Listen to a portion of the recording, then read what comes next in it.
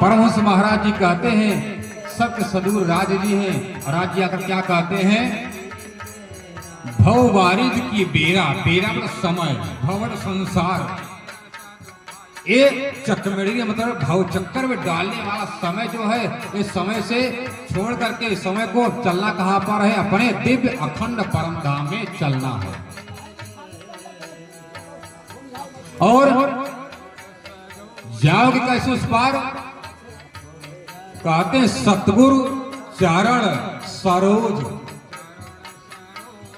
सदगुरु कौन है, साक्षात अक्षरादि परब्रह्म की आह्लादी सत्य राधा रानी।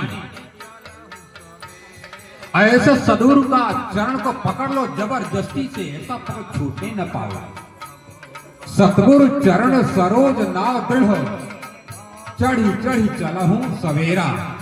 सवेरा मतलब अब जो अवसर चूक जाओगे, समय तुम्हारा पूरा हो जाए, खत्म हो जाएगा, तुम 84 के चक्कर में फंस जाओगे। और क्या कहते हैं, सदगुरु का चरण रूपी एक ऐसा नाव नैया है जो परमात्मा खुद पार करने वाले हैं। पूरा कहते परमात्मा से प्रेम कैसे करो, मन से, वचन से, कर्म से, हर अंग अंग इंद्रियां आपका परमात्मा के लिए होना चाहिए।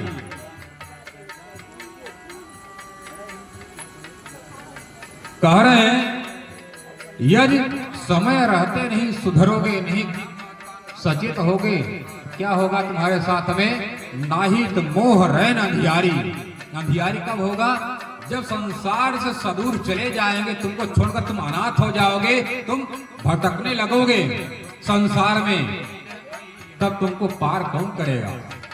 वही बात को हम सुबह की पूजा में कहते हैं, मोने होती नींद लड़ी। मोने मतलब मुझे, मोने होती थी, नींद लड़ी।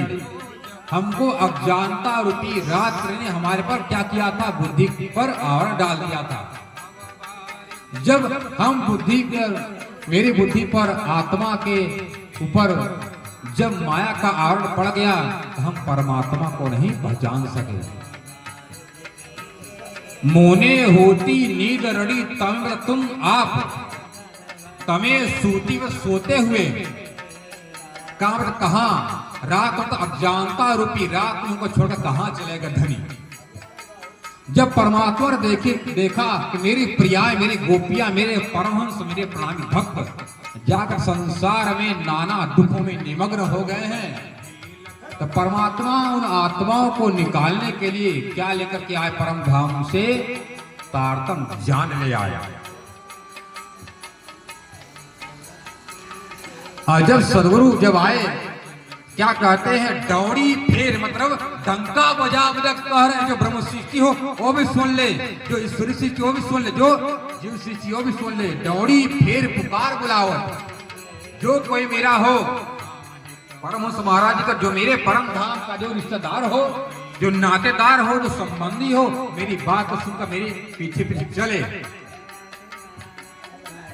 और छोटी अर्जुन क्या कहते हैं, महामत कहे अरवाह अरस से जो कोई आए हो उतर, स्वयं स्वरूप के चरण लेकर चलिए अपन घर। जो उतर करके आया हो, मानतक मैं उतर करके आया हूं, उसी के लिए बाड़ी, उसी के लिए बीतक।